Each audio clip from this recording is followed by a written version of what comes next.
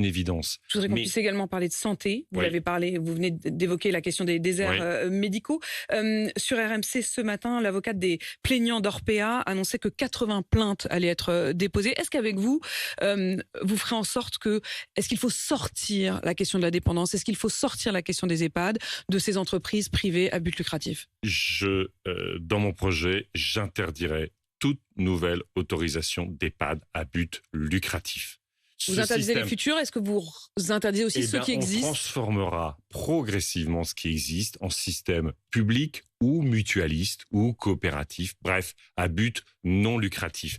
On a un système qui a spéculé sur la perte d'autonomie. Au fond, vous vous rendez compte, gagner en construisant la perte de dignité de nos aînés est profondément indécent. Et pourtant, ce système a été sacrément soutenu par les gouvernements précédents. Il faut se souvenir d'Emmanuel Macron promouvant le développement d'Orpea en Russie, en Chine.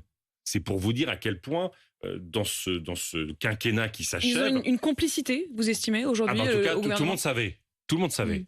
Le côté oh tiens, on découvre que nos aînés sont maltraités, ils savaient. Moi, ce que je veux, c'est faire qu'il y ait un accompagnant pour un pensionnaire dans les maisons d'EHPAD, qu'on aide les personnes à rester à la maison.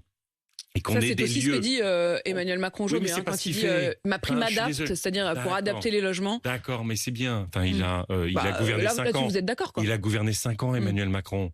Il a soutenu ce système d'EHPAD à but lucratif. Il n'a rien fait pour renforcer l'accompagnement La question, dans les EHPAD. Yannick Jadot, Et il n'a pas soutenu, y compris le minimum vieillesse, comme le seuil de... moi, je veux porter le minimum vieillesse à 1 100 €.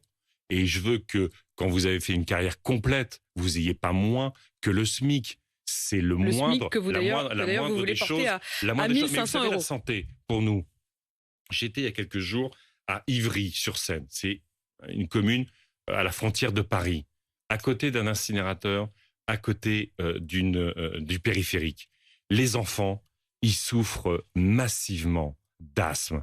On a eu des études qui ont dit dernièrement que la pollution de l'air, qui tue jusqu'à 100 000 personnes dans notre pays, empêchait le développement des cerveaux des enfants. Eh ben, moi, je ferai en matière de santé une priorité sur la malbouffe, trop de surpoids, d'obésité, de diabète. On mettra du sport, on mettra de l'alimentation bio dans les cantines.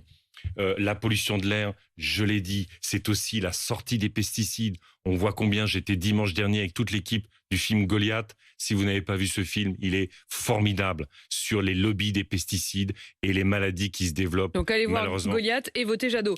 Et votez Jadot, parce que si vous voulez un quinquennat d'intérêt général de la santé, eh ben dimanche, il faut voter effectivement écologique. Yannick Jadot.